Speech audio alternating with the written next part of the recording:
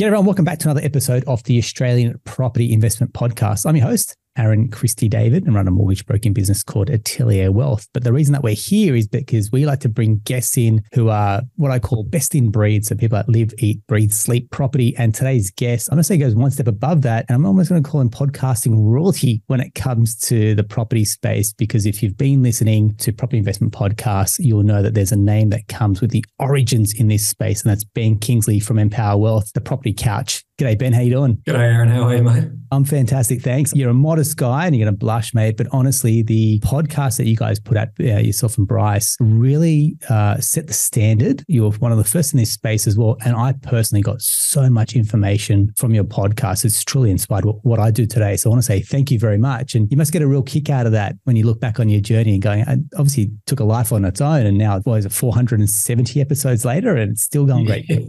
Well, obviously you're very kind to say that. And yes, like our view is, we love to educate and guide people, and we believe in abundance. We've got, sort of abundant mindsets into so many people that need help in so many ways. And ultimately there's great ways in which you go about it, obviously, which is, businesses like yourselves and hopefully businesses like ours who do that sort of work. But there are other people who put a self-interest above the interests of those that they serve. And so being able to put the sort of educational content out there for people to digest and consider whether it makes sense to them, and then to hopefully act on that is why we do it. So no, we do get a great kick out of doing our weekly show. No, beautiful. I love it. Keep at it. It's honestly, clients, we say, jump on, check it out. And that's what we want. You want to see the bar get raised. You want to see good quality, partners out there. You want to see education being the first and foremost, like you mentioned.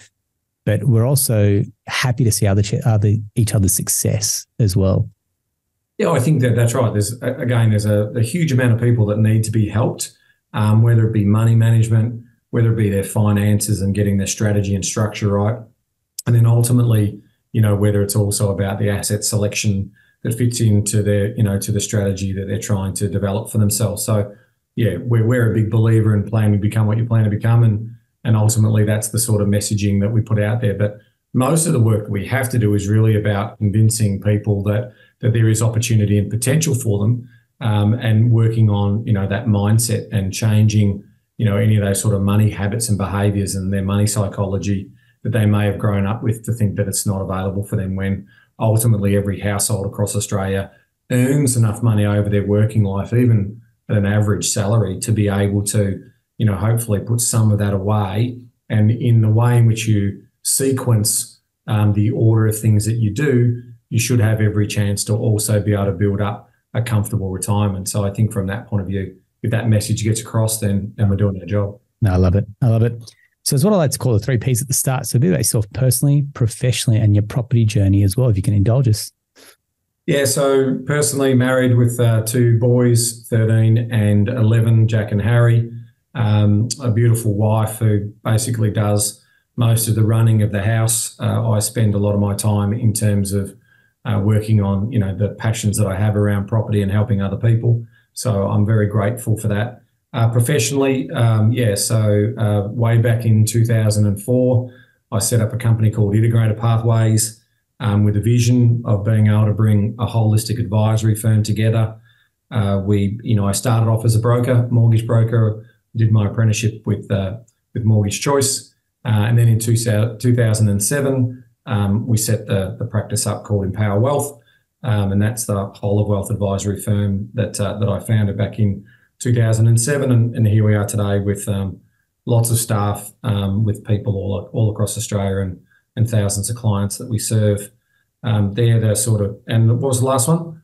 In your property journey, I mean, it's the property journey, of course. Well, which has been great. So started investing in property very early on. So I think I was around 21 or 22 at the time. Bought the house across the road from mum and dad, didn't know much better, but knew that obviously property was an interest for me. And at the time it was going to be a place that I lived in for a while, and then work took me interstate. So I lived outside of Melbourne for over probably about 12 or 13 years, both in Queensland. I had a great job up in Hamilton Island, and then also back in Sydney, where I was working in the tourism sector for Hamilton Island and Voyages Hotels and Resorts. That sort of then led me into, building out on that property journey. We bought a property in Sydney at the time. That's when I was getting serious with Jane, and we were starting off on that journey.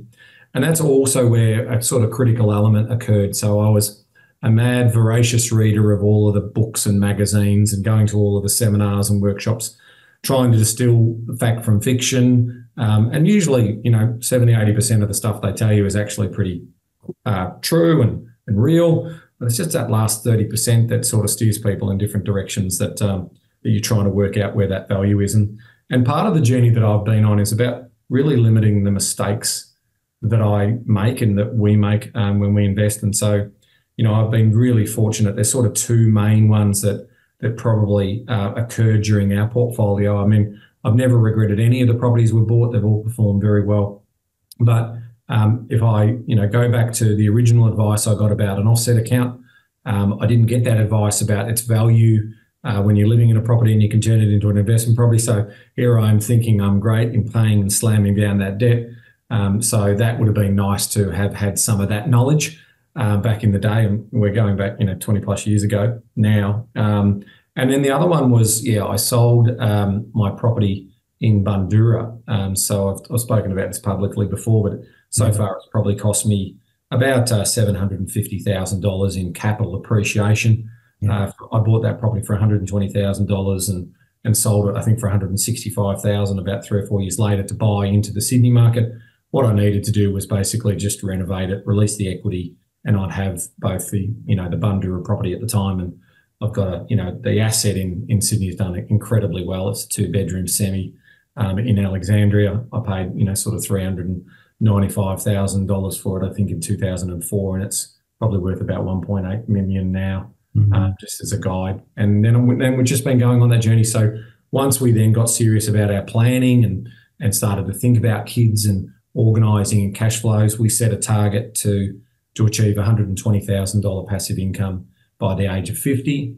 And within sort of 10 years of that, I adjusted that target up to $200,000 a year by the age of 50, as obviously I didn't anticipate earning a higher income that I was earning in terms of the models that I built originally. Yeah. And so we've been able to adjust that. And yes, I'm now 53 and I've been able to achieve that dream. And now, we look at life in sort of 7 grades of financial well-being. I've achieved financial peace. I don't have to worry about money anymore. And now it's about financial contribution. So we're looking at ways in which, we pay it forward and sort of do all the work that we do. I love it. And that almost ties right back into the start where you talk about that abundance mindset. Sometimes I think clients will sell themselves a bit short. When I say clients, I'm talking about a lot of Australians, for example. Yeah. If I just get to the 100K, I'm like, well, I think you're actually capable of getting to 200, even 300. And you may be guilty in a very pleasant way going, I think we can see a bigger future for yourself than you can in your own eyes, and going, why don't you have that ability to put your foot down and think bigger? And what's the psychology that you think sits behind that, Ben? Well, I think, obviously there are a lot of limiting beliefs in some households in terms of, whether people feel like that they're worthy or they earned it or whatever that may look like. So there's a lot of psychology going on there, in terms of those sorts of things. But I also think, as you grow and mature, maybe in your younger years, there's a group of people that really do aspire to be quite rich. But my view as I've evolved is I just wanted to make sure. So I grew up in a household where money was always argued about. So I always used to say to myself, mum was definitely looking after the 2 boys. Dad worked 3 jobs for 37 years to give us the amazing sort of upbringing that we had, and to also now have their dream property up on the Murray River. But I always used to, that there was always that clash between, mum needing money to make sure that we had, the right clothing or anything like that. And Dad was always, focusing on paying down debt or investing that money so he could also retire early, retiring at 55 so they could move up to their property. So I just thought, look, if we can get to a financial position where I've made sure that we've planned for the kids' school fees and we've planned for the things we need, the 2 cars, being able to have, really nice experiences and nice holidays and those types of things, because I'm passionate about travel. That's what got me into the tourism industry in the first place. So I'll go anywhere for an experience and a cultural aspect of that. So I think from that point of view, I'm comfortable where that sits. But as you as you grow older, it is about understanding that, having X number of $1 million in the bank isn't necessarily going to make you happier.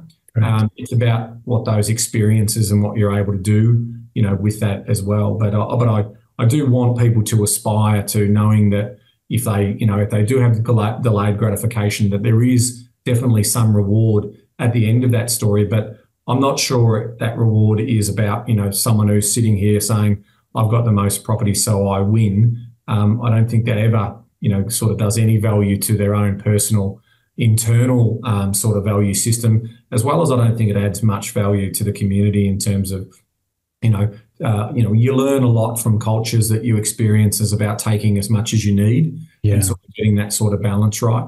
So I do love business, and I love, growing things and creating new products and that type of thing. So I get a lot of joy out of those sort of creations, a new platform that we're building and things like that. But yeah, I'm not so much wedded to what the bank account says in terms of what my net worth is these days. I'm more interested in terms of how I can add value to and have a meaningful life. I love it. I love this. I love the sentiment. Even if you look at inside your own business, and you and I know around mortgage broking, it hasn't shown. 60% of our industry are solo operators, for example, right? So even that limiting mindset around abundance and growing your own business, and you look at the wealth effect that Empower Wealth has done even for its own team members in their own lives and the beneficiaries of their children, and for example, the cascading effect that has. That in itself is a huge testament to what you guys have built in a short period of time, relatively as well. Yeah, I really love what you're saying there, and that.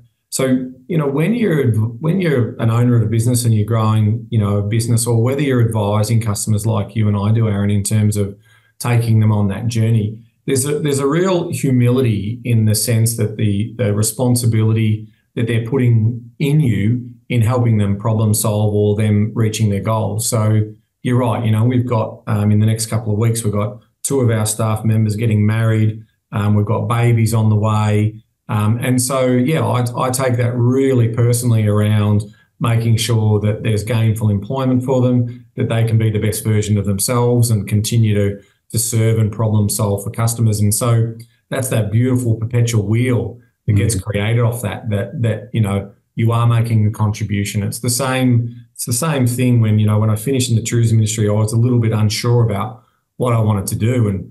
And so the first business case that I developed was actually a coffee business in China. This is back in 2004, and basically this is before Gloria Jeans and all of those sort of Starbucks and all that type of stuff. And so there was 500,000 expats in Beijing and Shanghai, and I thought, wow, this is great. I can go and do these coffee carts up there. Point of sale was just being a thing. So this is how old I am. The iPhone wasn't released yet. And so just, remote point of sale, so we could have these baristas and they could make really good coffee for all of the Europeans and Australians and all doing business in those 2 centres. And then I read a book called Good to Great by Jim Collins. And obviously, part of the big message in that book is you've got to be, those people that turn great businesses, you've got to be passionate about what you do. Well, I hate coffee.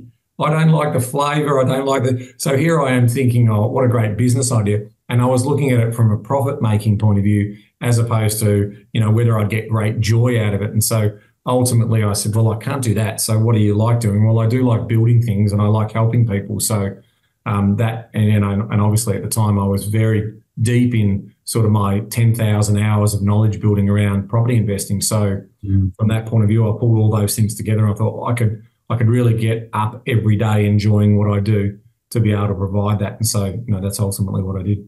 Kudos to you guys. And I guess you take that knowledge yourself and Bryce, and you put that into a book, and the book again, it has the ability to reach more people and to get into more households as well, and have that discussion around property investing.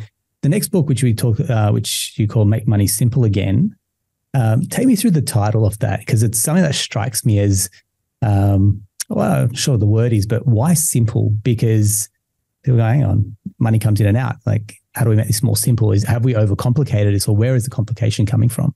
Yeah, so there is lots of nuances in terms of true money management and in terms of when you're forecasting tax impacts and you're looking at compounding, returns over 10, 20, 30, 40 years. So there are a lot of nuances and tax treatments associated with that, landing the plane with super. So a lot of the research does say that people do get overwhelmed by managing money. Now, you would think it is as simple as money in, money out.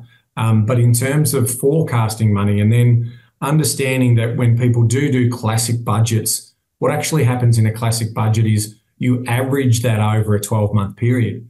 Now, if we average out what we're going to spend over a 12-month period and we work that down to a monthly rate, and then all of a sudden in February we have our car insurance, our rego, our house and contents insurance, all in that 1 month, those classic budgets just get blown out of the water. Yeah. And then people don't really then know how to do, divide the 10 twelfths of the remainder of the year to adjust for that money. And it's going to, ultimately over that 12-month period, that budget is going to, level itself out from a cash flow perspective over that time. So there hasn't really been, strong adoption right across the country around budgeting generally. And so obviously the title was inspired by Noel Whittaker's great book in terms of making money simple. I think Make Money Simple, was the ultimate, book which I read, I think when I was about 16 years of age. And so that was the inspiration for Bryce and I to sort of give it that title. But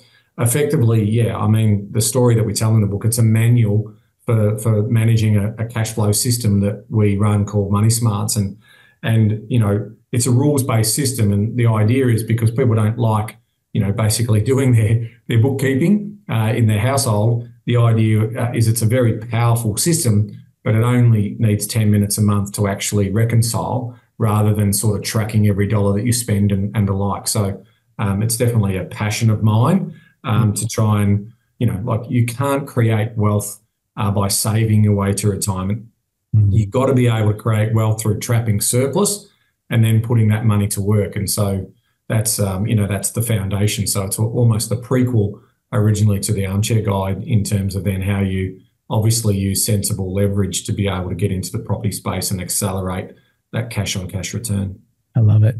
And I guess sitting under the Empower Wealth banner, you've got mortgage broking, you've got financial planning, you've got the buyer's agency, you've got the tax advisory side. So the beauty is you get this complete view of the client, for example, where probably when they're going to different professionals, and we probably say this time and time again, where they're getting conflicting information or misinformation about what to do next or what's the right structure, for example, or strategy. And then it's the conflict within the team and who's clipping the ticket, for example. And we've got that in-house. And you have a little bit of that within the team versus the client being smack bang in the middle of, I guess, Empower Wealth's philosophy and going, right, we're all on the same page and we're all very much aligned from a wealth creation. Blueprints are here for the client. It's obviously a very smart model, but very client-centric model at the same time, isn't it? Well, yeah, most of what we've built has been off mine and Jane's experience as we've gone on the journey. So the simulator and the property planning services that we use were basically created from, the decisions that I wanted to optimize and make every post a winner. But if you come back to the fundamentals, when I was doing those seminars and, going to those events and those expos when I was in my early 20s and so forth, I would just get conflicted information and I wouldn't know who to trust or which advice was right. And so my view is once I had sort of that 10 years of practical hands-on experience myself, in terms of as I started to grow the advisory business, it was always going to be a fee-for-service business. So, it was always the customer was very much going to know what they were up for in terms of the payment. Obviously, with the brokerage business, you can't charge an upfront fee. So, that's a free service to the borrower. But it was always based on this idea that if everyone's singing from the same hymn sheet, and everyone understands that, yes, we have a set of rules and investment philosophies that no one can move outside of. And we have an investment committee that we, discuss those parameters and what we do. So, that comes back to that whole story. I mean, people are entrusting us, as effectively their accountability partners. And there's a lot of humility and responsibility in terms of looking after other people's money. It's all right when you're your own. It's all right when you can sit back and say, I did this and I did that and look at me and I made that mistake, but I recovered it here. When you're actually playing with hundreds of thousands, if not millions of dollars of other people's money, there is a whole different scale of responsibility that comes with that. And so, I wanted to make sure that through the advisory business and that whole of wealth is you can get to see you're working on the core, which is basically what lifestyle by design and what sort of value set is the customer looking to achieve, and then we build on that. And money is just a mechanism by which that can obviously be realised. Yeah, I love it. It's great philosophy. And then I guess building on top of that, for example, I talk about talent stacking. I think you guys tech stacked very well. So you've got money smarts, you've got more as well. So I guess this is, keep pushing your client offering and offering more, I guess, high tech, high touch. So take us through, how does more work, and what is that? Sure. I'll start with the foundation, and the foundation is, again, I went looking. I love Jan and Ian Summers, and I love their original sort of Summersoft software, and that's. I think it came delivered on a. Yeah, it was CD-ROM. Well, yeah, it was a CD-ROM at the time. And so when I use that personally for forever, and in those earlier years in terms of doing feasibility assessments on property and so forth, and still one of the best in terms of summarises that beautifully. But I then sort of said, well, actually, I've got several properties now, and I've got offset balances, and I've got different money rolling through the household, and so I need to make sure that I'm again thinking about the medium, short, longer term cash flow impacts of that. And am I getting a true reading? And so back in the day, and this is no discredit to the wonderful work that the Summers, Ian and Jan did with their tool, but it was like it wasn't fit for purpose in terms of for me to build out a property portfolio. So from the ground up, we built what was at the time one of the very first simulator models, and effectively that measures cash flow movements by month for every month for the 50 odd years or 40 years in the original spreadsheet. Now it's indefinite in the cloud version that we built. So we then went about building all that and building those strategies and looking at cash and yield management, looking at the 43 variables. And so ultimately there's around 230,000 calculations that are occurring in those models. In fact, Aaron, the very first version, I remember when, it took us about 9 months to build, and the great Michael Pope, who assisted me in the build, the Excel genius that we got into the business. He and I sat there as we did the first calculation, and it took about 6 minutes for the computer to crunch all the numbers, and we're sitting going, well, I'm not sure we can sit in front of our customers and say, so what do you do? Like, we'll just click that button and we'll let it go off and do its thing, and we'll just have some small talk for the next 6 minutes. And then, oh, wait a minute, what if we have 2 kids? Or what if we put the kids in private school? And what if I want a holiday here? And what if we want... So it'd be like, those appointments would go for half a day just to get a result. So we've obviously iterated on that through 2009 and 2010, and then put a product to market. And ultimately, that's the foundation. So I think it's really important for people to understand that at the end of the day, they're the tools. And so for yourself and your team and for anyone who's advising others, it's just a tool that allows you to sort of make the invisible visible. Ultimately, the problem solving is still about connecting the value to what are we trying to achieve here? What big rocks in the jar do we need? What does living your best life look like? Yeah. And some of that is reality checking. Some of that's a hard conversation around, well, if you keep spending like you are now, then guess what? You're going to be retiring at 75, or you're going to take a 30 or 40% pay cut when you retire. And how do you feel about having that type of lifestyle then compared to the lifestyle you've been having, now? And then so ultimately they're the exploration and the conversations you have around opportunity and potential. And so off the back of that, yes, we've now, built that into a cloud model. We've built an integrated client portal, which we've also made available to the general public to use, which is what you were saying before, Aaron, about that being more. So the public can use the Money Smart system. That's free to use. They can use the My Financials, Wellspeed, Wellcop. So we've built just a lot of different ways in which you can assess your money situation and your net worth, and wealth trackers built in there as well.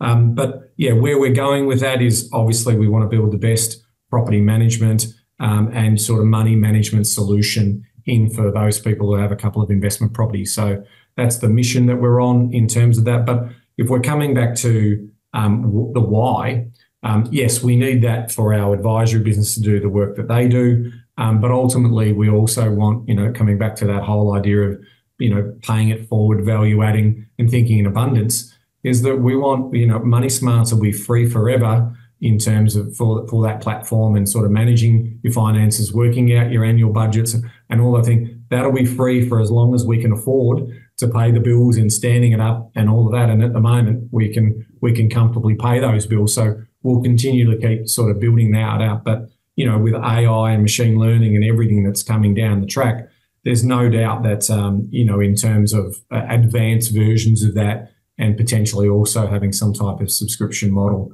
in that particular tool is a logical next step in terms of, as I said, I like building things. And that's the sort of roadmap in terms of what we're trying to do. But again, the power of those tools and those simulations and all that are only as good as the problem solvers and the professionals that are in there as well, sort of doing that work. And that's why, you and your team are so successful at what you do, because you've built up that subject matter knowledge, and you're really great at sort of getting to the core root of the opportunity or the problem, and then you go about solving that. Oh, well done. It's inspiring to see. I mean, this is what we talk about when you're leading the charge at the front of, being captains of industry. It's like, it's going to inspire the next tech tool to come along, and the beneficiaries that are investors, more Australian families that take control of their money. But you guys have had to kind of lay the groundwork to build it as well. So kudos there. Well done. Speaking of Australian families, and this is a topical subject that's coming up, which is the dream of home ownership, whether that's buying more investment properties or the great Australian dream of having your own home. And you and I were recently at the PIPA conference and hearing about that as well. What's your view on the market? Do you feel property is unachievable, unattainable, unaffordable for a lot of Australian families? Or do you kind of go, look, unpopular view, I'm going to go against the grain and say, look, it is accessible, but there's got to be some ways to roll your sleeves up to get into the market as well? Yeah, I mean, it's an excellent question, and someone who does value the idea that every Australian should own their own home. I do believe that through necessity being the mother of invention, we are going to continue to keep finding ways in which we can find solutions for people getting into the property market. Now, the pathway to that is definitely going to be different based on your circumstances. So if you are blessed with the bank of mum and dad, that's going to help obviously with deposits. So we know the biggest challenge for most households is going to be the deposit and saving that bulk amount of money. So we're starting to see really good solutions coming in there now in terms of shared equity schemes. And so the federal government announcing a 2% deposit that will allow them to avoid mortgage insurance and get them into the market as well. So I see a lot of that sort of invention starting to come into the market if they're looking to get straight into an owner-occupied property. And I think governments will continue to incentivise that. I think any sensible government that understands that the power of the residential market and in terms of the wealth creation that comes off that and the value in terms of living standards and quality of life for society, and obviously the taxes and the stamp duty revenues that do provide those services, et cetera, knows that it would be unwise to basically destroy the appreciation or the long-term appreciation of capital growth in that particular property market, and societies will get judged by that. I think one of the other things that is a little bit more difficult for those who are seeking to get into the market is this concept of this potential belief that living in place or expecting that I will be able to buy in a particular location because maybe I grew up there or something along those sorts of things. So what we do know through the creation of cities and larger megacities is the productive use of that land has different grades, and as those productive use of that grading goes higher and higher, it's very hard to then obviously justify single-use purpose for a block of land, except for when you obviously put restrictions around that because you're trying to build communities that maybe not be high density or medium density, but you're actually looking to build classic sort of low-rise communities, and that's sort of what happens. So I think, if people were sort of saying housing affordability, yes, I do agree that it's still challenging. I do agree that you also have a lot longer to worry about it because, compared to my father's generation who's, were sort of set to work to the age of 60 and then they pretty much died 1 or 2 years after that. Then my generation who are set to live into our 70s and then, my kids' generation who are set to live beyond their 90s and so forth, with all this gene therapy stuff that's going on. So I feel like it's just about expectations and making sure people understand that, yes, housing can be affordable, but it's about the expectations you have about where you want to live and that intention to deserve or feel entitled maybe that why can't I buy in Middle Park, or why can't I buy in Milson's Point or something along those lines, right? And I struggle with reconciling their argument on that side, but I appreciate the wider that people have to go, potentially less employment opportunities or the commute time and the quality of life is certainly sacrificed. But that's a choice. I mean, ultimately, the same sort of choice happened when societies have evolved over time and these cities have grown over time. People have dispersed themselves wider. They've relocated to a more accommodating city for their needs. And I think, those sort of cities will evolve and people still have that choice. So I can't just sit back and say, right, stop everything. No more appreciation for all those people that are in the market because we need everyone else to catch up. That's not how, a democracy or a capitalist system works. And, a capitalist system is not perfect. We get it. But it's certainly, if I have a choice between capitalism and socialism, I know which one I'd want in terms of increasing the bulk of the living standards for most. And when you grow an economy large enough, the other big important thing, that's actually when you do provide enough income off that economy for governments to also provide those services needed for those most vulnerable in our community. So I'm a passionate person about what the government needs to do around growing the economy and continuing to focus. If they did that work really well, all of the other services such as health and education and all that, there's enough money in the system to be able to do that. But when they start tinkering around that and start putting throttles on the economy, ultimately it just means they have to keep borrowing more and more debt. And then we're basically wasting that money on interest costs. And I just don't get that.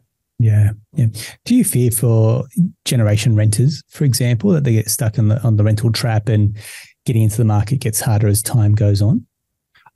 There's no doubt that I'm sure if I sat down with 100 renters, that there would be some more difficult cases to solve in terms of their situation. So especially if they've got a health issue, if they're a single person, the battles of entry become harder, but not impossible. And that's that sort of abundant mindset and that positive thinking message. If I could work with an individual or a couple in their late teens, early 20s, and I could get them gainfully employed, I could make sure they've got a good education to get them into a workforce, I'm almost certain that through the sequencing of the ideas that I would have for them, that they would be in a position where one day they'll be homeowners and then one day they would also start a family. Now, the adjustment of those expectations do come on to, well, how much money have I got to work with and ultimately where does that live? But that I have not lost that dream or belief that that's not possible for every Australian household. It sits actually up in the office that the reason I started this business is I believe everyone has a chance to achieve financial independence and financial freedom, and no one can convince me otherwise of that, other than potentially these riskier outlier cases where they may be mentally or physically disabled and not able to necessarily look after themselves. So I realise that there is a small minority group there, and we need to do everything possible to help them live a dignified life. But in terms of what I normally see is mistakes. I normally see from a prevention versus a cure point of view, I normally see, we got pregnant, and then so I couldn't then study and I couldn't educate myself. And so most of those things, I would say that through better planning and through better decision making, usually that's the piece that I want to go after. So part of my longer term mission is making sure that platforms like More and sort of financial tools and instruments that will allow people to understand the consequences of potentially going in a reverse order. Like if you're single and you have a child, your chances of actually getting anywhere near owning a property becomes much more difficult for you. And so I don't want that to be the case. So I want people to think carefully about the decisions that they make and the order in which they make those decisions, rather than just expecting, well, why should you stop me? Or, or make that decision. If you're going to trade off the idea or you believe that you should be entitled to a home as well as having kids whenever you want to have them, well, ultimately, what does that say for all of those people who worked hard, got the education, got their jobs in order, and then ultimately did it the right way? Well, they're the ones who are going to have to be paying higher taxes and higher fees and services to provide, those solutions. So I worry about, that middle class welfare and what that message that sends to the Australian people and the Australian community. I won the lotto. I got born in Australia, and so all of a sudden now I'm, because I'm here, I expect you to actually look after me, and so I should be getting an unemployment payment. I should be getting, a family benefits payment. I should be getting all of these services. But what contribution have I made? And so I do believe that we should always work for the rewards that we get, and then ultimately when we're in a position that allows us to then sort of pay it forward and be more gratifying in terms of the way in which we can help others. But I do worry about some of the trend of the psychology of the citizens in some parts and sections of our community in terms of that story. Well said. Well said. Thank you very much. Your mantra that you mentioned before, I love what you're putting out there, and it's very similar to kind of what I'll say, which is the market rewards action takers and decision makers, and it's a hard one because I guess when you're at the start of your journey, you don't know what you don't know. Yeah. And as time goes on, you talk about scar tissue or making mistakes or opportunity cost, or other people now are doing better than you. And the psychology can change. So take us through, as people come on that journey, they're starting out a little bit fearful. They start to build up some confidence, for example. Now they've got a little bit more to lose. And I think you said even at the start, it's about making less bad decisions. Then sometimes it's about making more good decisions as well. So how do we temper that type of growth, and when people are looking to scale up their portfolio, that they don't become overconfident as well? Yeah, I know. I wish I had all the answers in this space, because then I wouldn't have to do the podcast every week. I love what I do, but look, that's that classic case of, don't touch the pot because you'll burn yourself. But there are a group of people that can't be told and will ultimately touch that pot. So I'm trying to convince them before they go near the pot to just start thinking more broadly and long term about what they're trying to achieve, and avoid the sort of social media, which I call it social envy, right? So the more that people early on in their lives get attached to that social envy of what other people are doing and what they're achieving. I mean, I can tell you countless stories of people who look like they're super successful and they're driving around in nice cars and so their shop front looks really terrific, but behind that, their finances are in disarray, they've got bad debts, so our message is really simple around building money habits and behaviours that will reward you over the medium to longer term. And I get that that's hard for people who may have grown up comfortable and not have to worry about money. And a lot of people, they don't worry about money. They literally go through life in this sort of, relaxed haze about, that sort of stuff will just take care of itself. And, I was always someone who was worried or anxious about money in my early years. And so I've worked really hard on trying to change those money behaviours and sort of making sure that, if I had said, well, yeah, I've worked for this and I did plan to spend this, that it's actually okay to spend that money because it's not necessarily impacting the bigger story. Now, we also know that there are going to be surprises, bumps on the road shocks and so forth. And, I in my own sort of family with my brother and at the loss of his fiancée, at the age of 37, I think it was, that's a shock that you can never plan for. And so ultimately, but then watching the responses of our network of friends around that, sort of some of them saying, well, that's it, I'm living for today, I'm not planning for tomorrow. And they're going to go and live for the next 50 to 60 years and they're going to struggle in terms of what sort of wealth base they've got behind them. So I just think, I think long and hard about this idea that if you don't believe it's possible, there's evidence all around you of people who have done it. They've treaded that pathway for you. And so we've just got to continually keep working on some of those behaviours and mindsets. And that's why, we created the wealth speed gauge. The wealth speed gauge, you put all your financial information in, and it tells you what you're earning per hour, for 24/7 clock. And then you break that into, exertion income. So we call it working income speed and passive income speed. And then you can see your spending speeds, and you can see all these different gauges, right? Now, the idea with that is to just basically give you your dashboard right in front of you. The most of the problems with budgets is you're looking forward, driving forward, looking at the rear vision mirror in terms of what's happening. The idea and the concept of wealth speeds and wealth clocks is this: well, I am driving forward, and so how can I make that gauge? In other words, you go, I'm in my wealth creation car. Well, it's logical that my wealth speed's got to go quicker, doesn't it? So where can I find opportunities to trap money and then put that to work? And the problem, that even James Clear and all that talk about is that with the long-term habits, and you don't see a lot of that improvement early. So people go, well, this isn't working for me. So, the classic part of that is to say, well, every time you go in and update your numbers and your financials, it'll actually give you a percentage gain. So even though I might say it's $7.22, well, you might just picked up a 4% gain.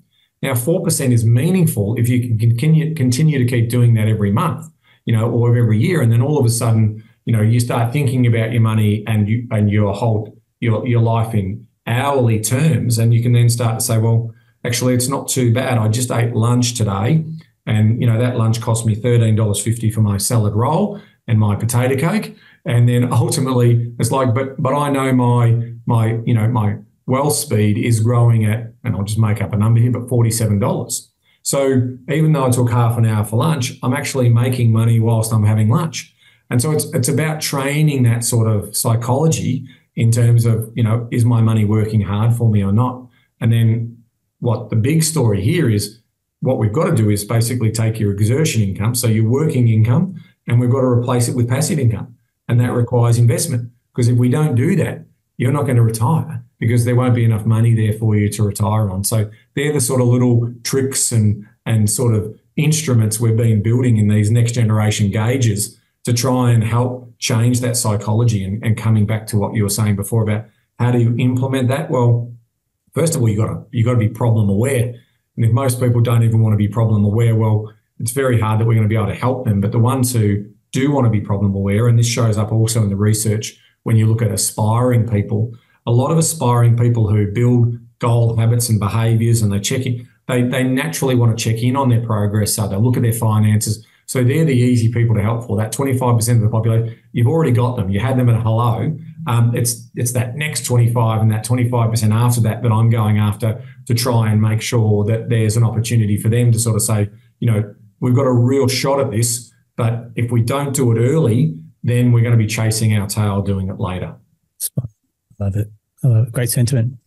Thanks very much. The last question I had for you was around PIPA. Now, for some people, they may be very aware what the PIPA proposition is. You're very fortunate to be the chair of PIPA for some time. So for the uninitiated, take us through what did PIPA stand for, and where is it currently at in terms of its level of growth and market awareness? Yeah, so the backstory that sort of is my narration to where I got to and how I discovered PIPA is this. I wanted to be a property investment advisor. I didn't know, whether that was a thing at the time, and I know that there was, sales agents masquerading as property investment advisors. I knew that for a fact, in terms of the spruiker side. And so I looked for a course to, basically, and I just stumbled across what was called QPIA, Qualified Property Investment Advisor, and it was run by Deakin Prime, which is part of Deakin University. So I started doing night school and part-time study. And so over the course of 2.5 years, I completed the modules of that and got my QPIA qualification to be a qualified property investment advisor. In addition to that, I met Margaret Lomas, who at the time was on the board and was the chair. She invited me to speak at an event. We got to know each other, and then she invited me onto the board, and then ultimately I took the chairmanship from her and sort of ran that, I think, for about 4 or 5 years at that time. And so then Peter Galisos took over, and then obviously we've got the wonderful Nicola McDougall who's heading that up. Now, the big thing that attracted me to PIPA is their code of conduct. And the idea that, in the property market space, there's a lot of money to be made. There's lots of commissions, kickbacks, soft dollars and referrals. Well, under the code of conduct, if you want to be a PIPA member, you've got to abide by that code. And that is that if you are receiving a commission, and again, we don't, but if you are, you need to fully disclose that you're receiving commission from the developer or from an agency or anyone who's in that chain of sale that's occurring. And so that just, to me, meant that we can put a little bit of a professional association together and build on that professional association to help protect consumers in terms of what is a marketplace where there's some great operators such as yourself who operate in that space as specialists across all the ecosystem, from mortgage broking through to property investment advisory to taxation, financial planning, buyers, agents, etc. And so, we've formed that association for the people operating in the industry. And so you can be safe to know that they're operating under that code of conduct. And if they don't, obviously they'll be expelled and there'll be other consequences associated with that. But we do know that there's obviously a bigger, wider community out there because property investment isn't regulated. Right. And so there are plenty of people who can put on a shirt and basically advocate to buy this property in this new estate and earn $50,000 in the process. Mm. What are some of the red flags? So someone's listening going, how do I maybe identify a couple of red flags, maybe see a couple come across your desk? To your trained eye, probably seeing the good, the bad, the ugly. What does that look like? Well, ultimately the first one is, how are you paid? So if their service offering is for free, someone's ultimately paying. So in terms of, if you're asking that question and you're sitting down thinking you're talking to a buyer's agent and they're saying they're a free service, well, that's more than likely that they're a property marketer associated with an agency that might be selling a complex or something off the plan. So usually that's the first thing I do. If they are a fee for service, but they also provide a professional or they provide a recommendation to go and work with somebody else, one of the other questions I'd have for them is, do you get paid by introducing us to your property manager or to your accountant or to your mortgage broker? So there are relationships out there, and these are perfectly legal relationships, but a selling agent at an open home could pass out a business card for a mortgage broker as an example. And if there's a payment, like if that client then gets the mortgage through that broker, then ultimately, there's a payment that might be exchanged between that a real estate agent and that mortgage broker. And so as long as all of those are, basically disclosed, and the customer's looking at that disclosure document that says, that real estate agent just got $600, or in some cases, thousands of dollars when it comes to, people selling off the plan or house and land packages and the like, then that somewhere in that equation, a payment, is being added to the fulfillment service. And we know that, some of these marketers will tell you, well, it saves hundreds of thousands of dollars on other marketing costs, so we're just basically saving those. But that's ultimately what the consumer needs to make a judgment call on in terms of, do they feel like they got value in that conversation, and were they happy for those referral fees to be paid, and ultimately make that informed decision for themselves. Beautiful. Thank you very much. It's I'm glad that you were heading that up and you kind of put those plans in place as well, where the beneficiaries are as an industry, raising the bar, raising the standard, for example. Most importantly for a client and a borrower, it's transparency and ultimately gives more trust in industries as well, which I think it's a fantastic outcome as well. So well done. Thank you. Beautiful, Ben. You've been super generous with your knowledge and your time. I want to say thank you very much on behalf of our listeners, and I know our clients will get a blast out of hearing this as well. So if you want more information, you want to hear from the team at Empower Wealth, jump on and check out the Property Couch, for example. I'm going to put you on the spot here. Do you reckon we've got a couple of books that we can give away to a listener? Is that possible? 100%. Yeah, why don't we give 5 Property Couch books away? Sorry, what are they called? Armchair Guide to Property Invested books, and 5 of them Make Money Simple Again books as well. Love your generosity, mate. Thank you very much. So if you're listening and you want a copy of the book, drop our team an email and we'll give details for our contact, or drop us a DM as well. And if you want to absorb more knowledge out of the team at Empower Wealth and Property Couch, then check them out on their socials as well, because I'm telling you right now, that's where I've been fed a lot of information as well. And it's high caliber, it's great quality, and it's guys that are living, breathing, and sleeping it themselves as well. So Ben, thank you very much. Love your work and look forward to talking to you very soon. Thanks very much, Aaron. Thanks for the opportunity to chat. Appreciate it. Thanks very much. That's a wrap for another episode of the Australian Property Investment Podcast. If you loved it, give us a thumbs up. Better yet, leave us a review and tell a friend as well. Thank you very much.